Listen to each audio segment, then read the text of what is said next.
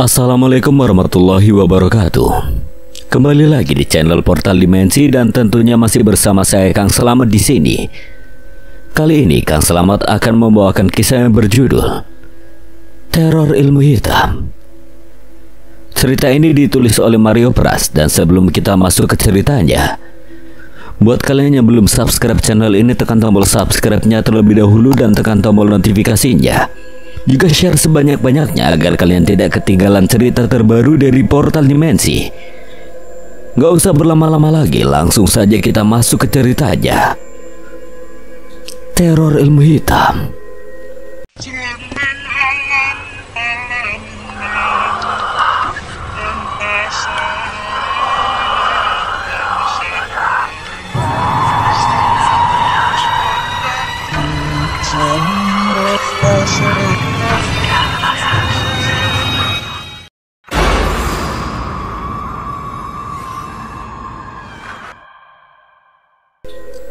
Dinda, seorang remaja 19 tahun, kini hidup bersama Om Rasya dan Tante Nilam di Banyuwangi. Kehidupan Dinda berangsur membaik setelah kejadian 9 tahun yang lalu menimpa keluarganya dengan gila. Dinda tumbuh menjadi perempuan yang berani, tanggung jawab, dan berkarisma. Dia tidak sendiri, selain Om Rasya dan Tante Nilam, ada Yugo dan Salsa. Usia mereka bertiga tidak jauh berbeda, 20 tahun, serta ada pengantin baru bernama Naomi dan Kenny. Di mana mereka berdua masih bulan madu di luar pulau, tepatnya Bali. Tante Nilam, Yugo, Salsa, dan Kenny adalah anak dari Nenek Raya dan almarhum kakek Sabto. Nenek Raya menginjak usia 60 tahun tetapi wajahnya tetap awet muda, cantik.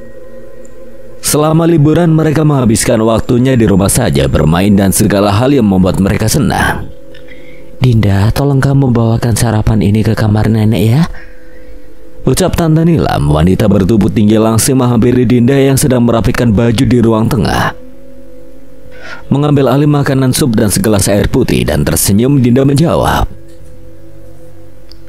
"Oh iya Tante, nenek udah bangun kan?" "Udah, tadi Tante cek kok, lagi nonton TV di kamar." Dinda menganggukkan kepala dan segera ke kamar Nenek Raya. Tante Nilam kembali ke dapur menyiapkan sarapan untuk penghuni rumah. Kamar Nenek Raya ada di lantai 2, berada di paling ujung kanan. Hawa mulai terasa kurang nyaman di lantai tersebut. Entah kenapa baru kali ini Dinda merasakannya. Mungkin Dinda sakit atau hal lain yang membuat dirinya merasa tidak nyaman. Mencoba berpikir positif, tak lama kemudian dia bertemu Yugo. Memakai baju santai terlihat ingin jogging di halaman rumah. Yugo adalah cowok bermata sipit dan berkulit putih, tak kalah tinggi dengan Dinda. "Mau ke kamar ibu ya, Din?" sapanya menghampiri Dinda. Dinda menjawab dengan senyuman, "Ikutan dong, gue tahu kalau lu penakut." Dinda menyenggol Yugo dan menatap sedikit sinis. "Enak aja ngatain penakut, kan lu juga." "Mana ada." Suara benturan keras terdengar dari kamar Nenek Raya. Dinda dan Yugo saling bertatapan memastikan kalau mereka berdua benar-benar mendengarnya. Dinda dan Yugo segera menghampiri kamar Nenek Raya, mencoba membuka namun tidak bisa, terkunci. Dinda meletakkan sarapan nenek di meja depan kamar, membantu Yugo menggedor-gedor pintu. "Bu, buka pintunya, Bu." Yugo masih belum bisa mendobrak pintu kamar nenek hingga Om Rasya dan Tante Nilam menghampiri mereka. "Ada apa ini, Go?" "Ini Kak, pintu kamar ibu terkunci dan aku sama Dinda dengar ada suara kayak benturan gitu." "Mas coba dobrak pintunya." Beberapa kali mendobrak hingga akhirnya bisa. Mereka berempat dikejutkan dengan Nenek Raya yang berdiri di depan lemari. Nenek Raya terdiam dengan tatapan kosong menatap keempat orang yang berada di pintu kamarnya. Ibu ngapain berdiri di situ?" tanya Tante Nilam sembari menghampiri pelan-pelan. Menenangkan sang ibu, tak ada jawaban. Om Rasya, Yugo, dan Dinda ketakutan karena tidak biasanya Nenek Rasya seperti ini.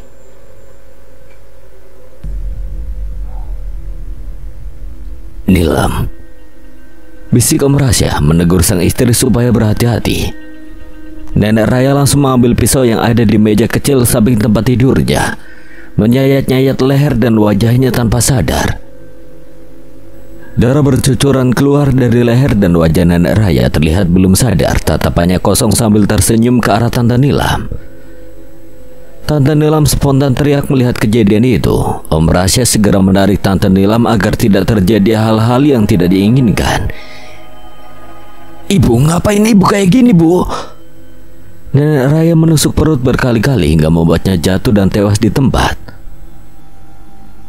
Dinda syok melihat peristiwa yang chaos hari ini, membuatnya teringat kejadian 9 tahun yang lalu. Yugo menghampiri Nenek Raya. "Ibu." Tante Nilam duduk di depan pintu masih syok. "Ibu." Om Rasya menenangkan Tante Nilam dan menelpon beberapa kerabat untuk segera ke rumah. Apa yang sebenarnya terjadi? Kalimat itu mengiringi acara tahlilan di kediaman keluarga Tante Nilam.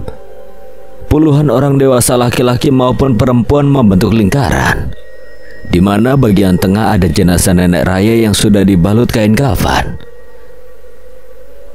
Tante Nilam masih terus menangis tiada henti di pundak sang suami, sedangkan Yugo, Salsa, dan Dinda duduk bertiga di samping jenazah Nenek Raya. Wajah Nenek Raya sengaja ditutup karena sudah mengelupas akibat perbuatan tadi pagi. Wajahnya masih memerah, terlihat meski sudah ditutupi kain kafan. Suasana malam yang beda dari biasanya. Iringan doa dan isak tangis tak luput terjadi di malam ini. Semua orang di dalam rumah dikejutkan dengan kemunculan beberapa ulat yang muncul di dalam jenazah Nenek Raya. Saat Pak Ustadz membuka kain kafan, ternyata puluhan ulat itu menggerogoti wajah dan leher Nenek Raya. Terlihat sangat mengerikan, membuat Pak Ustadz kaget dan spontan menutup kain kafannya. "Astagfirullah," ucap beberapa warga yang juga kaget melihat kejadian itu. "Pak Ustadz, ini kenapa kok ada ulat di jenazah ibu saya?" "Saya tidak tahu, tiba-tiba ada ulat sebanyak ini. Sebaiknya segera kita kuburkan malam ini saja."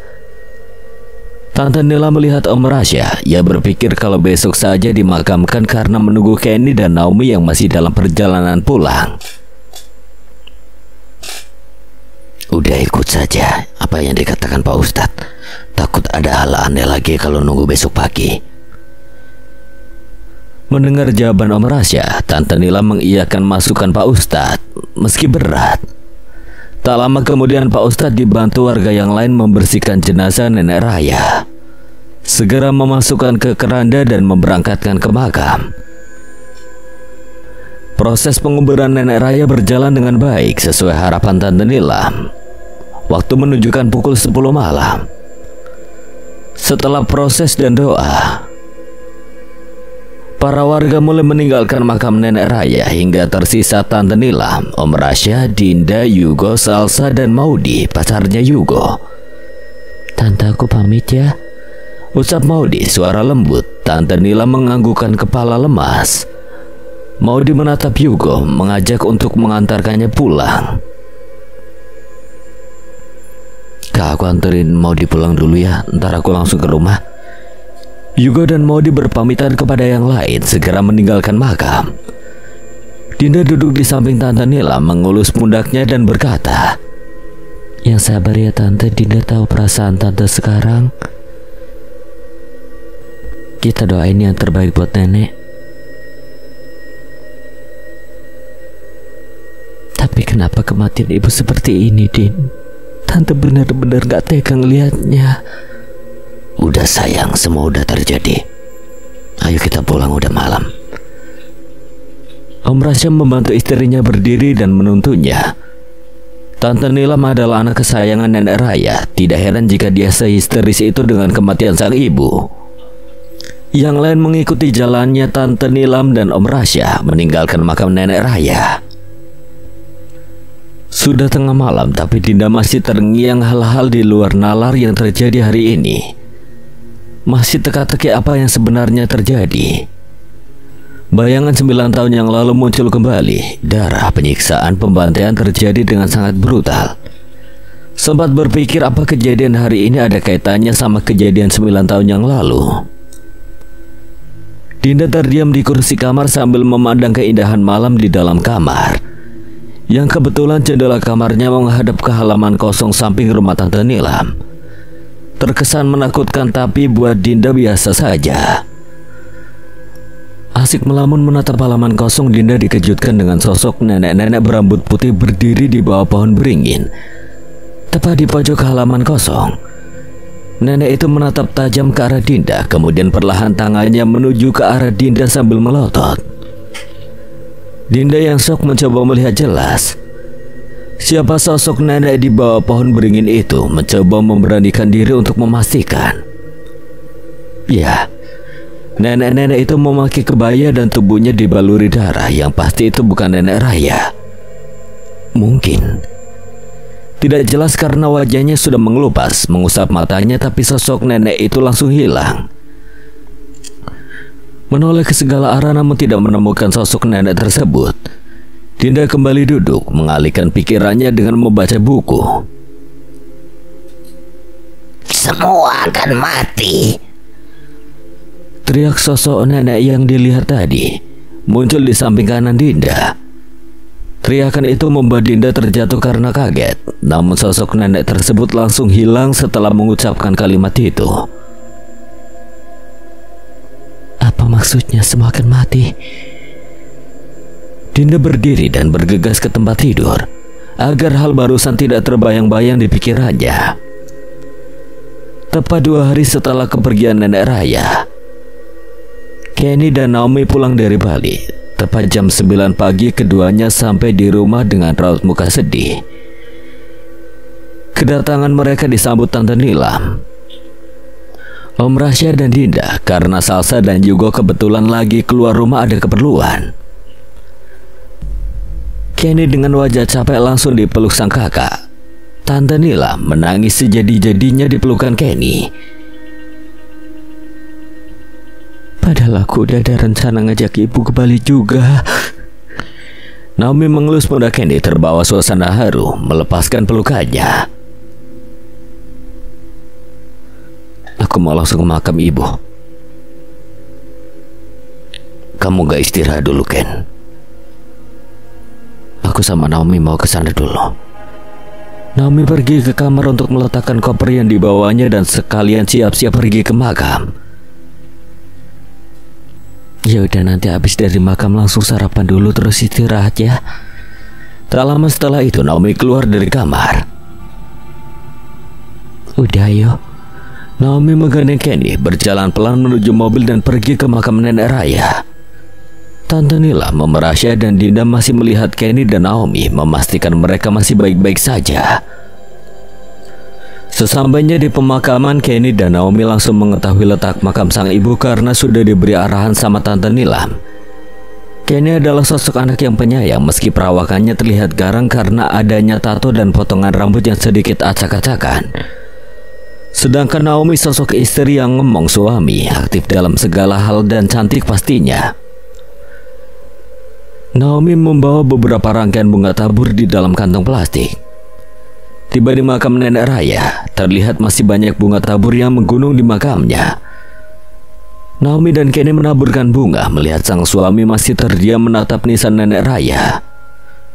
Naomi mengelus pundak Kenny. Yang sabar ya sayang, aku tahu ini semua berat buat kamu. Keduanya duduk di samping makam membacakan beberapa doa dengan khusyuk.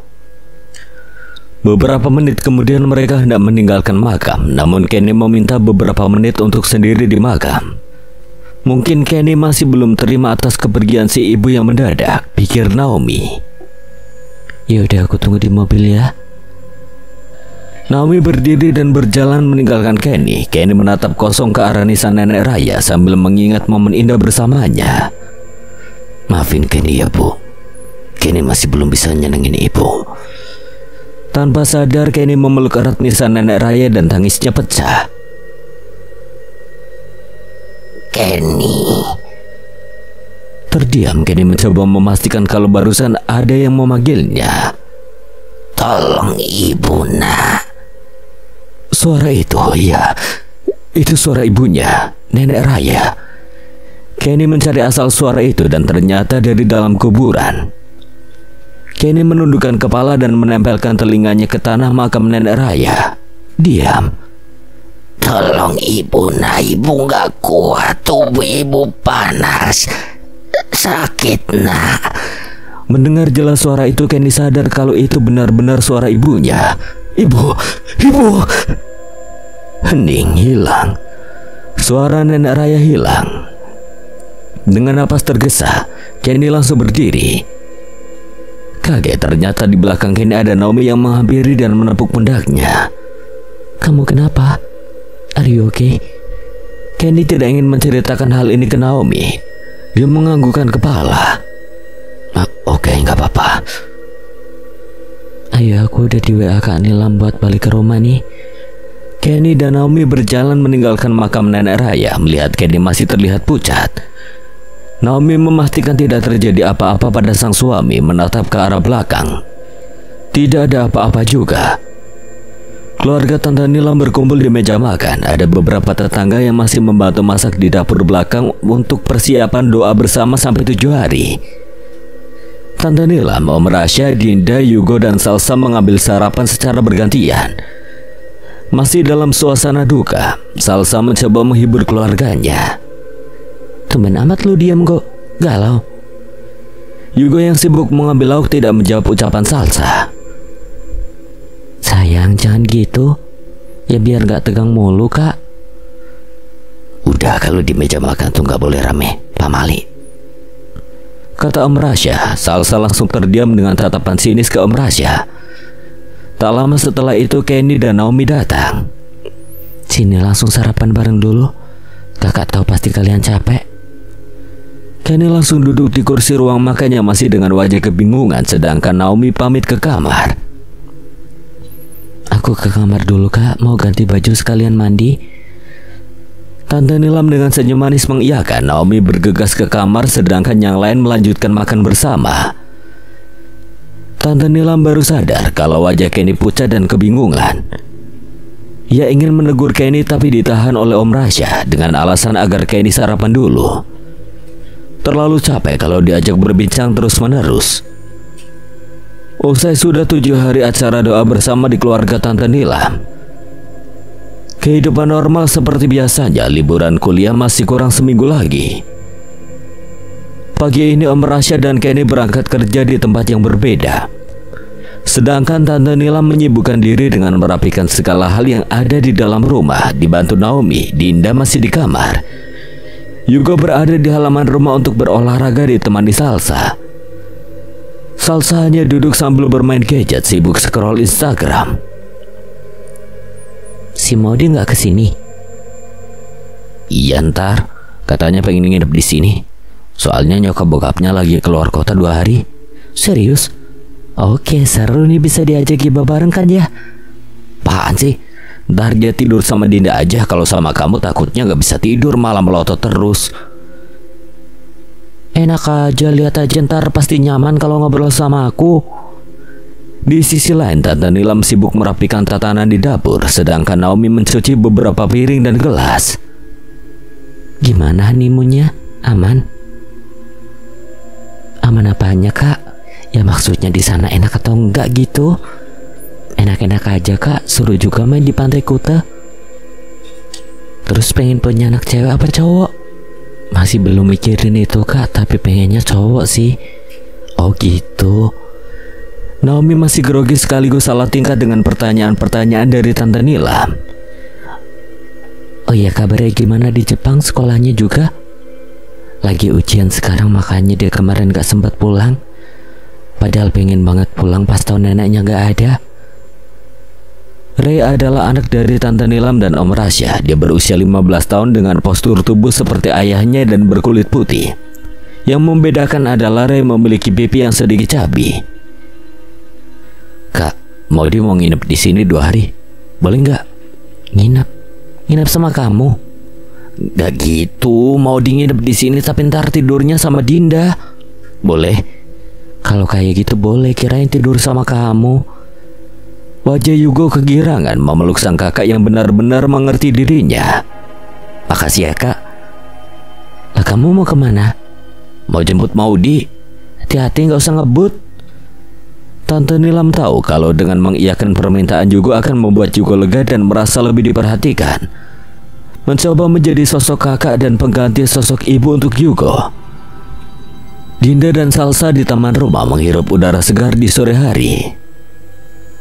Ntar malam nongkrong yuk. Lihat nanti ya. Mereka berdua sibuk merentangkan kedua tangan dan kaki, tapi dikejutkan dengan adanya sosok nenek di balik pohon belakang rumah, di mana memang tanaman dan halaman belakang rumah tidak ada batasan tembok, jadi mereka bisa melihat dari kejauhan. Din, lu lihat itu nggak? Iya gue lihat. Siapa ya itu? Kita samperin aja kali ya. Bentar, Sali itu bukan orang. Sosok di balik pohon itu mengingatkan dirinya dengan sosok yang sama beberapa hari lalu. Sama. Sosok nenek berambut putih terurai dengan wajah terkelupas tidak jelas, tubuh pendek dan berkulit pucat. Dinda segera menarik tangan Salsa. Ayo masuk Sal, masuk. Salsa terpaksa ikut padahal jiwa keponya meronta-ronta. Keduanya masuk ke dalam rumah dengan rasa sedikit ketakutan. Waktu menunjukkan pukul 8 malam, dan benar saja, ternyata Yugo mengajak Maudi menginap di rumahnya. Semua anggota keluarga berkumpul di ruang tengah, ngobrol santai, bermain gadget ataupun laptop, dan menonton TV. Maudi mencoba beradaptasi dengan keluarga pacarnya, ngobrol santai dengan Tante Nilam. Suara bel rumah terdengar keras menandakan ada seseorang di depan pintu. Salsa, tolong bukain pintu ya. Dengan muka kesal, Salsa menjawab. Siapa sih emang yang malam-malam begini bertamu? Salsa berjalan dan membuka pintu. Ternyata itu adalah Ray, anaknya Tante Nilam. Dengan wajah tampannya, Ray menyapa semuanya, melambaikan tangan. Surprise! Tante Nilam dan Om Rasya tercengang langsung menghampiri Ray, memeluk erat putranya. Masih tidak menyangka. Nah, kamu pulang kok nggak ngabarin papa dulu? Namanya juga surprise, Pak. Kalau ngabarin papa bukan surprise namanya. Siapa yang jemput kamu? Terus siapa yang bantu kamu pulang? Tuh. Ray menunjuk tangan ke arah Yugo. Semua pandangan tertuju ke Yugo. Yugo hanya tersenyum lebar. Yugo? Iya Om, Yugo bantuin pesen tiket pesawat dari kemarin sampai pesen taksi tadi. Oh, pantesan dari tadi asik ngecek HP mulu. Ray tersenyum kepada semuanya dan berkenalan ke Maudi. Ya udah, ayo masuk dulu. Mama buatin nasi goreng kesukaan kamu ya. Iya mah. Tapi besok ajak aku ke makam nenek ya. Iya. Semua kembali ke ruang tengah kecuali Om Rasya mengantarai ke kamar dan Tante Nilam dibantu Maudi membuat nasi goreng kecap kesukaan Ray. Keluarga besar berkumpul malam ini. Waktu menunjukkan pukul 11 malam. Setelah bersantai di ruang tengah bersama keluarga besar, hanya ada Dinda dan Ray yang masih berada di ruang tengah. Sementara yang lain sudah kembali ke kamar masing-masing, entah tidur atau masih sibuk dengan kesibukan lain. Ray yang asik bermain game di HP, sedangkan Dinda masih baca novel bergenre horor. Kemudian Dinda pamit ke Ray. Ray, Kak Dinda tinggal ke dapur dulu ya bentar. Mau ambil minum, aus? Oke Kak. Habis ini aku juga mau ke kamar sih, udah ngantuk. Dinda menganggukkan kepala dan pergi ke dapur. Di dapur, Dinda mengambil segelas air putih dan meminumnya. Setelah minum, tatapan Dinda tertuju ke arah halaman samping rumah. Di sana ada sosok pria tinggi memakai jubah hitam dan membawa beberapa dupa. Terlihat kalau sosok itu adalah manusia, bukan hantu seperti kemarin. Dia menyalakan beberapa dupa itu dan menancapkan memutar di pohon beringin, membentuk lingkaran. Setelah itu dia membacakan sebuah mantra. Dinda tidak bisa mendengar karena memang melihat dari dalam rumah. Sosok itu menoleh ke arah Dinda. Sayangnya dia tidak bisa melihat jelas wajah pria tersebut karena memakai topeng. Kak? Dinda kaget, pandangannya dikejutkan dengan kedatangan Ray. Melihat Dinda kebingungan, Ray bertanya, kenapa Kak? Dari tadi aku liatin kayak aneh gitu. Nggak ada apa-apa aja tidur. Dinda tidak tahu ada di mana. Sekarang dia ada di hutan yang dikelilingi pepohonan. Masih bingung, Dinda dikejutkan dengan suara bisikan keras. Kamu akan melihat semuanya. Semakin bingung, Dinda hanya menggeleng-gelengkan kepala. Lelah mendengar suara itu berulang-ulang menggema di telinganya. Nafas Dinda terengah-engah. Siapa kamu? Dinda melihat secara jelas ada bayangan hitam pekat melayang ke arah rumah keluarga Tante Nilam. Tidak ada sosok hantu atau sejenisnya. Yang dia lihat hanya bayangan hitam pekat masuk ke dalam rumah. Dinda yang tidak tahu mencoba mengejar bayangan itu, tapi ia langsung terjatuh. Kedua kakinya terseret. Dinda terbangun dari tidurnya, ternyata itu hanya mimpi. Ia duduk dari tidurnya, menghela napas sambil merapikan rambutnya, berpikir apa yang sebenarnya akan terjadi. Karena mimpi itu seolah nyata. Baru terasa lengan kiri Dinda memar hitam, seperti habis terjatuh dari pohon atau pukulan. Dipegang pun terasa sakit. Jadi jatuhnya dia di dalam mimpi itu apakah nyata? Dinda bergegas keluar kamar menuju kamar mandi sekaligus mengobati luka memar di lengan kirinya. Maudi pergi ke dapur, terlihat tidak ada siapa-siapa. Ia berinisiatif mengambil telur di dalam kulkas dan beberapa bahan lainnya untuk membuat telur dadar. Sesekali membantu memasak untuk sarapan pagi ini. Tak sengaja ia melihat penggaris plastik tergeletak di meja dapur. Siapa yang naruh penggaris gini di dapur? Kurang kerjaan banget. Dilihat beberapa kali, ternyata penggaris plastik itu lucu juga. Bergambar dia praktek memotong daun bawang dengan menggunakan penggaris plastik itu. Ternyata seru, berhayal menjadi chef. Kemudian Salsa mengetahui kalau Maudi di dapur. Dia menghampiri Maudi. Maudi, lagi ngapain? Maudi tidak menjawab, asik bermain penggaris plastiknya. Salsa menghampiri dan melihat Maudi. Kaget, refleks Salsa sedikit menjauh dari Maudi. Maudi, kamu ngapain itu? Maudi, ini main masak-masakan, pakai penggaris plastik dulu masaknya, ntar pakai pisaunya. Maudi, itu bukan penggaris plastik. Penggaris plastik, nggak percaya? Nih aku coba aja. Itu pisau, Maudi. Maudi menyayat lengan kanannya dengan penggaris plastik yang dia bawa. Maudi menunduk tersadar. Ya, yang dia pakai bukan penggaris plastik, melainkan pisau berukuran sedang yang tajam. Jarimu kepotong, Maudi. Dengan ada ketakutan dan menunjuk ke arah meja dapur, terdapat 3 jari Maudi sudah terpotong menjadi beberapa bagian. Dilihat benar, ketiga jari kirinya terpotong dan di meja terdapat potongan jari yang sudah dipotong menjadi banyak, berlumuran darah. Ia meletakkan pisau tersebut. Syok lengan kanannya juga terluka, sedikit terkelupas dengan darah yang cukup banyak. Salsa, tolong, Sa. Maudi tergeletak pingsan. Salsa berteriak sekaligus memanggil seisi rumah. Yugo, Dinda, Tante Nilam. Tak lama Yugo, Dinda, Tante Nilam, Om Rasha, Kenny, Ray, dan Naomi menghampiri rintihan Salsa. Semuanya dikejutkan dengan banyaknya darah di dapur dan Maudi yang tergeletak dengan banyak luka. Sal, ini kenapa? Itu jari-jari Maudi. Sal, ini ada apa, Sal? Salsa yang masih tidak bisa berkata-kata hanya terdiam. Cepat bawa Maudi ke rumah sakit. Yugo menggendong Maudi dari depan, segera membawa ke mobil.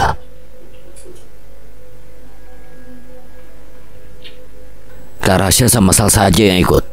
Yang lain tetap di rumah. Salsa, Om Rasha, dan Yugo berlari menuju mobil berharap Maudi masih bisa diselamatkan. Sedangkan Tante Nilam, Dinda, Ray, Naomi, dan Kenny tetap di rumah. Masih pagi, keadaan seisi rumah menjadi chaos. Dinda mencoba berpikir lain, tidak menghubungkan dengan mimpinya. Seisi rumah kebingungan dengan kejadian pagi ini. Kenny memutuskan untuk libur bekerja, menemani anggota keluarganya yang lain. Di ruang tengah, Tante Nilam masih cemas dengan keadaan Maudi. Mungkin Maudi tadi masih ngantuk, terus mau masak, mau motong bahan malah motong jarinya. Sengantuk-ngantuknya orang ya, pasti kerasa dong, Kak, kalau tangannya kena pisau. Apalagi ini sampai kepotong gitu. Ada yang gak beres sama hari ini beneran deh. Ray dan Naomi hanya menyimak obrolan, tidak berani ikut permasalahan ini. Dering telepon dari HP Dinda. Dia mengangkat panggilan dari HP dan ternyata Yugo yang menelponnya. Halo, gimana Go? Din, mau di Din. Mau di gimana? Lu udah di rumah sakit? Tante Nilam, Ray, Naomi, dan Kenny berdiri dan fokus mendengar obrolan Dinda dan Yugo. Mau di meninggal, Din. Semua mendengar kabar dari Yugo seketika tercengang, termasuk Dinda. Dinda spontan menutup sambungan teleponnya. Ini nggak bener kan? Mau di meninggal, Tante. Semakin kacau, Tante Nila merasa kehilangan sosok menantu yang penyayang seperti Maudi. Ia menangis terseduh-seduh. Naomi mencoba menenangkan, sedangkan Ray terdiam melihat kejadian hari ini. Malam hari pun tiba. Setelah dari pemakaman Maudi, semua anggota keluarga masih belum bisa melupakan, terutama Salsa, saksi kejadian naas tadi pagi. Sebenarnya tadi gimana sih, Sal? Salsa yang masih bingung menceritakan berusaha menjawab. Tadi aku mau bantu Maudi, tapi tiba-tiba aku lihat Maudi udah bersimbah darah. Jarinya kepotong, lengannya terkelupas. Tapi kamu lihat nggak? Masih sadar kan Maudi? Ngantuk atau gimana gitu? Kayaknya ada sesuatu yang masuk ke dalam tubuh Maudi deh. Maksudnya? Ada hal lain yang merasuki Maudi, soalnya pas aku lihat wajah Maudi pucat, tatapannya kosong juga. Semua saling bertatap bingung, tapi ini nyata. Dinda menghela napas panjang. Hari yang melelahkan hari ini. Dinda menatap cermin di depannya, mengusap wajahnya sesekali, menepuk kedua pipi agar terlihat bertenaga menurutnya. Menyalakan keran air di wastafel, mencuci kedua tangan, lalu mengusap wajah beberapa kali. Terdiam, ada yang aneh. Ternyata air di keran tersebut bukanlah air, melainkan darah yang mengental. Untuk memastikan, Dinda kembali melihat cermin. Benar, bukan air melainkan darah. Wajahnya berlumuran darah kental. Dinda duduk mengusap-usap wajah dengan bajunya. Tak lama kemudian Salsa datang melihat Dinda berteriak ketakutan. Din, lu kenapa, Dinda? Membuka kedua mata, ternyata ada Salsa. Dinda memeluk Salsa dengan erat. Itu saudara. Ia menunjuk ke arah wastafel. Salsa melihat ke arah wastafel, tidak ada darah, hanya air biasa yang mengalir. Gak ada darah apa, Din? Gak ada darah. Berdiri, darah yang dia lihat tadi tidak ada. Wajahnya pun tidak ada darah, tetesan air biasa. Bingung. Udah gak ada apa-apa. Dinda masih terdiam. Dia yakin tadi bukan hayalan. Itu benar. Salsa menggeletakkan tubuh di atas kasur, menenangkan diri, sesekali menghela napas. Tak lama ia membuka handphone, ingin menghubungi temannya. Tubuh Salsa rasanya ada yang mengganjal. Berdiri dari kasur, mengecek anggota tubuhnya untuk memastikan. Ternyata ada beberapa belatung mengelilingi tubuhnya. Ukuran belatung itu cukup besar, membuat Salsa merinding ketakutan. Ia terus menggaruk dan mengusap punggungnya, berharap belatung itu jatuh. Tak lama kemudian beberapa belatung itu langsung masuk ke dalam mulut dan hidung Salsa. Salsa berusaha menggaruk hidung dan lehernya. Kali ini dia sangat kesakitan. Dinda mencari udara segar di luar rumah. Malam ini sangat indah. Banyak bintang bertaburan dan bulan purnama terpancar cerah. Suara teriakan Salsa tidak terdengar karena memang rumah keluarga Tante Nilam sangat luas dan besar. Apa ini ada kaitannya sama kejadian dulu ya? Pikir Dinda, namun di sela memikirkan itu, pandangannya ia alihkan dengan kehadiran Om Rasya yang memakai jubah hitam rapi.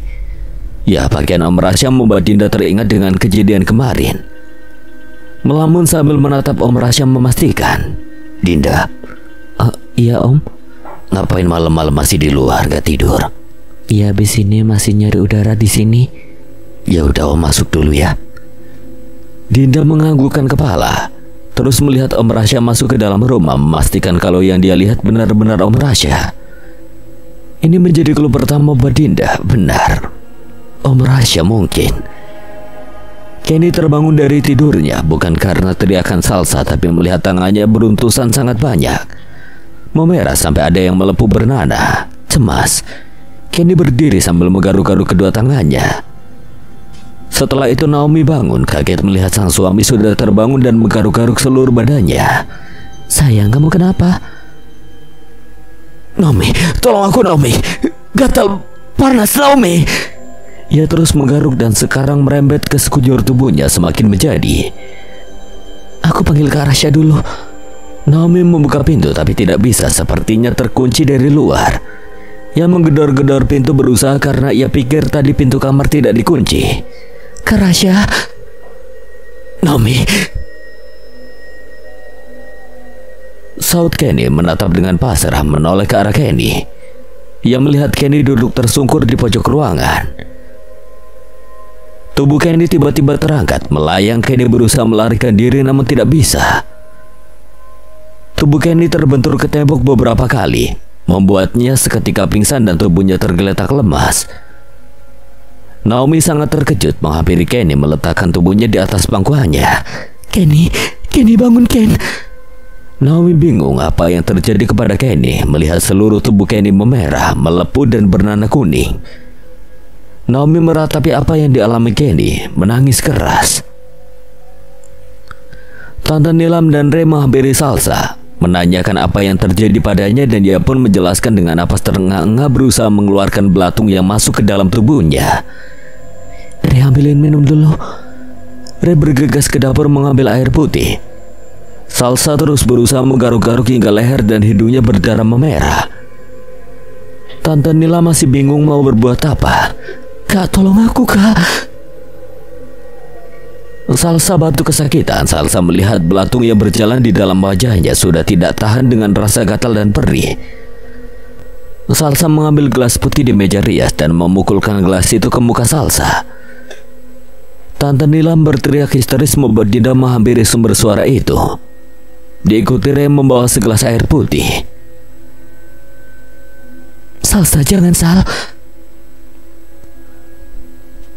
Semua sangat takut, ditambah lagi pecahan gelas menempel di wajah Salsa. Terlihat jelas puluhan belatung keluar dari dalam wajah Salsa. Kini bukan hanya belatung, darah bercucuran dari wajah Salsa semakin merintih kesakitan. Dinda tahu apa yang dirasakan Salsa sekarang, sesakit apa. Salsa tergeletak pingsan. Dinda dan Ray segera menghampiri Salsa, menggendong keluar kamar untuk dibawa ke rumah sakit. Tante Nilam terus menangis mencari Om Rasya. Dinda dan Ray berusaha menggendong Salsa yang masih pingsan. Sesampainya di ruang tengah, mereka melihat Om Rasya memberi perban ke luka Kenny. Om Rasya kaget melihat kondisi Salsa. "Itu Salsa kenapa?" Si Kenny juga kenapa?" Dengan ekspresi bingung Om Rasya menjawab, "Aku gak ngerti, tahu-tahu lihat Naomi dan Kenny di kamar dan Kenny udah seperti ini."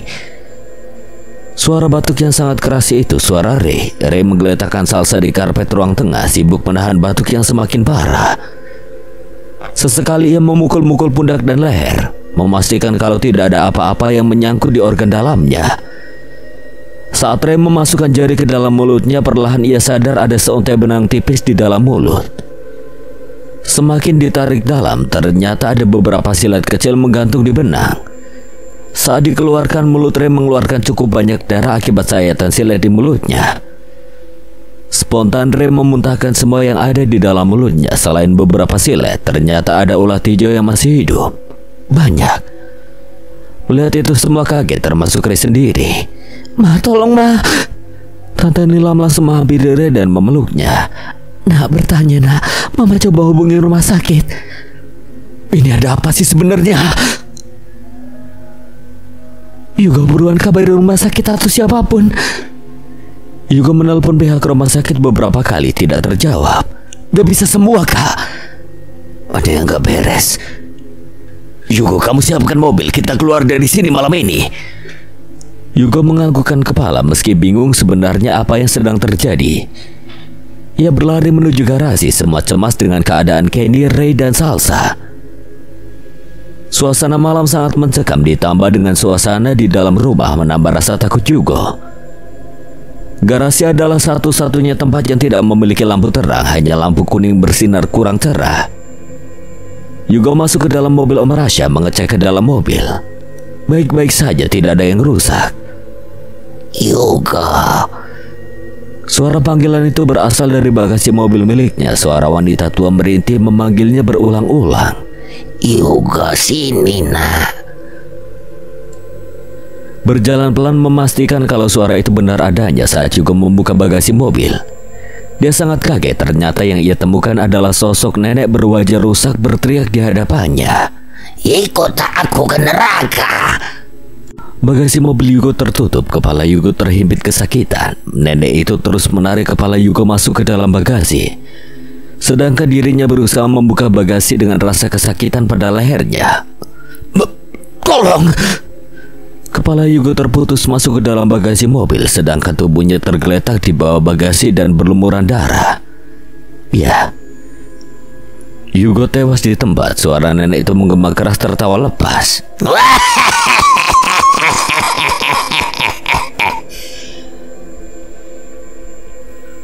Sudah 1 jam Yugo gak memberi kabar, takut ada yang gak beres terjadi pada Yugo. Om Rasha mengajak Dinda ke garasi. Din, ikut aku ke garasi, ada yang gak beres nih. Kenapa dari tadi Om Rasha kayak bingung ya? Dan kau tahu kalau ada yang aneh juga? Nilam, kamu tunggu di sini bentar ya. Om Rasha dan Dinda bergegas ke garasi rumah. Tante Nilam takut tapi berusaha memberanikan diri. Sesampainya di garasi, hening, sepi, menyadari kalau lampu garasi sedikit redup. Dinda hanya terdiam mengikuti arahan Om Rasha. Om Rasha mengecek mobilnya sedangkan Dinda mengecek mobil Yugo dari depan. Berjalan perlahan, tidak ada Yugo di garasi. Dinda bingung kemana keberadaan Yugo sekarang. Yugo kok nggak ada ya Om? Ya, apa dia udah balik ke dalam ya? Dinda mengiyakan jawaban Om Rasha, masuk akal. Dinda mengecek ke belakang mobil. Om Rasha, Yugo, Om. Ucapnya dengan gemetar mengarah ke mayat Yugo tanpa kepala. Om Rasha memastikan benar itu Yugo. Om Rasha membuka bagasi mobilnya, mengecek keberadaan kepala Yugo, tidak ada. Dinda menangis syok. Om Rasha membuka bagasi mobil Yugo, ternyata ada kepala Yugo dengan mata melotot dan mulut terbuka lebar. Darah berlumuran di kepala Yugo. Om Rasha dan Dinda semakin syok. Om, kita harus cari tahu ini sumbernya dari mana. Aku takut, Om. Ya bentar, Dinda. Lampu garasi mendadak padam. Pukulan benda tumpul terasa membuat Dinda dan Om Rasha pingsan. Menunggu Om Rasha dan Dinda yang tidak kunjung datang, Tante Nilam berdiri berjalan perlahan melihat Ray belum sadar. Masih beberapa detik berjalan, langkah Tante Nilam berhenti mendengar rintihan Ray. Mama. Badan Ray bergerak aneh seperti ada yang mengendalikan. Ray merangkak dengan kedua tangan menekuk keras. Darah kental keluar dari mulut. Mama, sakit Ma. Kepala Ray terbentur di lantai berkali-kali hingga keningnya sedikit sobek dan berdarah. Tante Nilam berlari mengontrol badan anaknya yang masih membenturkan kepala. Ray. Masih belum berhenti, Tante Nilam menangis, kesal dengan keadaan hari ini, tidak mengerti apa maksud dari semua ini. Nah, udah nak, ucap Tante Nilam, namun Ray terus-menerus membenturkan kepalanya hingga sekarang bagian wajah rusak terluka penuh darah. Ray kembali tak sadarkan diri, kali ini bukan pingsan, tapi Ray sudah tewas akibat luka di bagian wajah dan benturan keras di kepala. Tidak, anakku. Selamat datang di nerakaku. Ucapan seorang nenek tua menggema di ruang tengah, namun tidak ada wujud nenek tersebut. Bingung, panik, gelisah bercampur aduk. Tante Nilam berdiri melihat sekeliling ruangan. Siapa kamu? Sosok itu datang dari pintu ruangan. Tubuh seorang nenek tua berbaju hitam dan berambut putih melayang menghampiri Tante Nilam. Lebih mengerikan, kedua bola mata nenek itu serba hitam dengan raut wajah rusak. Memundurkan diri ketakutan melihat nenek itu, masih kaget karena ia tidak mengenali sosok nenek melayang di depannya. Perlahan nenek itu turun, berjalan pelan menghampiri Tante Nilam. Gimana? Seru kan permainan saya?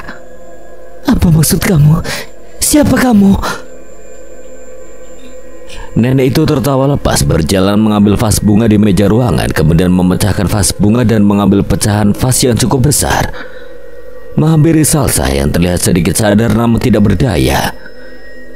Dengan penuh amarah, nenek itu menancapkan pecahan vas ke dada Salsa.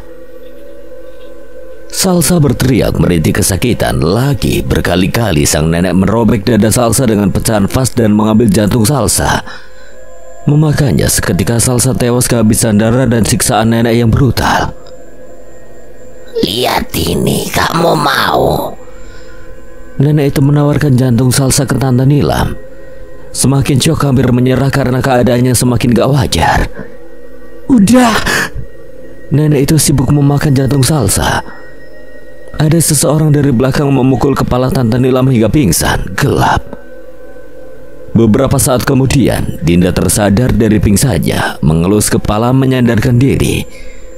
Ia dikejutkan dengan sekelilingnya ada Tante Nilam pingsan terikat di kursi tua dan Kenny yang kedua tangannya tergantung di hadapannya. Mistis. Sekeliling ruangan dipenuhi taburan bunga kantil. Di meja rias yang sudah lapuk terdapat sesajen aneh. Puluhan lilin terpasang di setiap pojok ruangan. Ini bukan ruangan di rumah keluarga Tante Nilam sepertinya. Suara pintu terbuka. Dinda pura-pura pingsan. Ternyata ada Om Rasya yang diseret oleh Naomi. Ya, Naomi. Naomi memakai jubah hitam dengan rambut dikuncir, menyeret Om Rasya dan meletakkan di bawah Kenny yang tergantung. Dinda sedikit membuka mata melihat hal yang tidak disangka. Kalau Naomi pelakunya, terus siapa yang mengelilingi pohon sambil bawa dupa? Bukannya Om Rasya? Mengejutkan, sosok nenek tua berbaju rusak kembali hadir, perlahan masuk ke dalam ruangan. Melihat kondisi satu persatu, Tante Nilam tersadar. Naomi menampar keras pipi Tante Nilam. Masih tidak percaya, Tante Nilam berteriak. Kamu kenapa, Naomi? Siapa nenek ini? Lepaskan. Tante Nilam berusaha melepaskan tali yang mengikatnya. Keadaan benar-benar kacau saat ia tahu di hadapannya ada Kenny tergantung tak sadarkan diri dan sang suami, Om Rasya. Kenny, Rasya, apa yang kalian berdua inginkan dari kami? Naomi hanya tersenyum sedangkan sang nenek mendekati wajah Tante Nilam. Tante Nilam sangat geli karena melihat wajah nenek yang aneh dan bernanah. Ini adalah sebuah pembalasan. Pembalasan saya dengan menciptakan neraka di keluarga Raya. Apa maksud kamu? Dan juga apa maksudmu, Naomi? Nenek tersenyum licik. Saya ceritakan semuanya.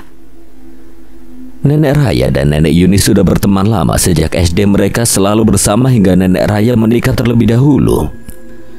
Sejak menikah, pertemanan mereka kurang baik hingga satu malam Nenek Yuni mengajak Nenek Raya bertemu di sebuah taman di kampung. Ada yang harus aku omongin sama kamu. Apa mau minjem duit? Bukan. Terus apa, Yun? Sebenarnya aku mengandung anaknya suamimu, Sabto. Nenek Raya sangat terpukul entah pernyataan Nenek Yuni benar atau salah. Masih belum bisa berkata-kata. Saya tahu kamu kaget sebelum minggu lalu nikah sama kamu. Dia memaksa saya buat nikah sama dia. Tapi saya menolak. Kamu gak tahu kalau Sabto itu mantan saya. Iya, Sabto yang nikah sama kamu sekarang. Nenek Raya semakin tidak menyangka Nenek Yuni yang selama ini sahabat baiknya tidak bercerita mengenai hal sensitif kepadanya. Kamu mau apa? Tanggung jawab, Sabto. Nenek Yuni menganggukkan kepala. Dari kejauhan di tempat yang sama ada Bu Prapti, ibunya Naomi yang saat itu masih remaja. Bu Prapti melihat perdebatan neneknya dengan Nenek Raya. Dia tahu apa yang diperdebatkan karena Nenek Yuni sudah menceritakan kehamilannya kemarin. Mengambil batu berukuran besar di sampingnya menghantam kepala Nenek Yuni. Sampai kapanpun saya tidak akan terima kamu sama Sabto. Hantaman batu berkali-kali ia pukulkan di kepala dan badan Nenek Yuni. Perut buncit Nenek Yuni mengeluarkan darah yang memang lagi hamil 1 bulan. Sampai nenek Raya tahu kalau nenek Yuni sudah tewas dengan wajah rusak dipenuhi darah. Ia menyeret tubuh nenek Yuni dan menguburkan jasadnya di bawah pohon beringin. Nenek Raya mengambil sekrup yang tergeletak di sebelah kursi taman, entah punya siapa. Setelah beberapa lama menggali tanah dan mengubur jasad nenek Yuni, ia segera berlari kabur agar tidak terlihat oleh orang lain. Saat sudah pergi dari taman, Bu Prapti menangis histeris menghampiri gundukan tanah di mana jasad sang ibu dikubur. Masih belum terima dengan kejadian malam itu, Bu Prapti bersumpah, "Saya bakal balas dendam sampai keturunanmu, Raya. Lihat saja." Setelah kejadian itu, Bu Prapti mempelajari ilmu hitam hingga mempunyai anak bernama Naomi. Bu Prapti akan menjelma menjadi sang ibu nenek Yuni saat dendamnya akan dilakukan. Bu Prapti sudah merencanakan dengan Naomi dan rencana itu berhasil, di mana Naomi sudah menjadi anggota keluarga nenek Raya dan membantu proses pembalasan dendam ibunya kepada seluruh anggota keluarga nenek Raya. Setelah sosok nenek itu bercerita, Tante Nila menyadari dan baru tahu kesalahan dari ibunya, nenek Raya. Jadi, sosok nenek yang kulihat itu neneknya Naomi, nenek Yuni. Karena itu semua saya bisa menjadi seperti ini agar ibu saya senang, ucap Bu Prapti yang masih menjelma menjadi nenek Yuni berjalan mengambil parang di bawah meja. Tanpa banyak bicara, Bu Prapti membaca sebuah mantra dan menggorok leher Kenny. Kenny langsung tak berdaya kesakitan. Bu Prapti dan Naomi tersenyum melihat Kenny tersiksa. Naomi. Tante Nilam tidak bisa bergerak, hanya bisa berusaha melepaskan ikatan dan teriak histeris. Jangan. Darah bercucuran sangat banyak karena sayatan itu tidak berhenti di leher Kenny, tapi terus hingga ke perut Kenny. Robek. Kenny tewas. Sudah menyiksa Kenny, Bu Prapti mengangkat tangan kirinya. Seketika Om Rasya tersadar dan ikut terangkat terkontrol. Menyiksa sama seperti dia menyiksa Kenny, Om Rasya pun sama tewas tragis. Tak mau terjadi yang lebih gila, Dinda mengambil pisau besar di bawah kursi Tante Nilam yang diikat. Dinda berlari dan menusukkan pisau besar itu ke perut Bu Prapti berkali-kali. Berharap mati, tapi tidak. Bu Prapti malah menggelengkan kepala, mengelus perutnya yang berdarah. Spontan luka dan darah di perut Bu Prapti hilang normal. Aneh. Biadab, teriak Bu Prapti mengambil pisau besar di tangan Dinda menancapkan ke kepala Om Rasya. Tante Nilam yang sadar ikatan talinya sudah terlepas berlari ke arah sesajen dan mengacak-acaknya sambil mengambil korek api di meja rias dan membakar tubuh Bu Prapti. bangsat. Seisi ruangan terbakar. Dinda menyeret Tante Nilam dan melihat langsung Bu Prapti hangus berubah menjadi wujud aslinya. Keduanya berlari menutup pintu membiarkan Bu Prapti dan Naomi berteriak kesakitan karena kebakaran. Saat keluar rumah, Tante Nilam dan Dinda tersadar ini bukan di rumahnya tapi di sebuah rumah tua yang entah di mana. Tante Nilam masih sedih karena jasad Kenny dan suaminya juga terbakar hangus di dalam ruangan. Dinda mencoba menenangkan mereka sedikit bernapas lega. Ini semua sudah berakhir kan, Tante? Tante Nilam menatap wajah Dinda yang juga kelelahan. Sudah, Din. Tante Nilam memeluk arah Dinda karena hanya tersisa dirinya dan Dinda sekarang. Semuanya sudah tewas dengan siksaan yang gila. Keesokan harinya banyak warga dan polisi berdatangan ke tempat terjadinya kebakaran. Karena setelah malam itu, Tante Nilam mengajak Dinda ke kantor polisi untuk melaporkan kejadian tragis tersebut. Sebuah trauma yang mendalam untuk Tante Nilam, termasuk Dinda yang kembali mengingat kejadian beberapa tahun lalu. Dinda berharap semua ini sudah berakhir.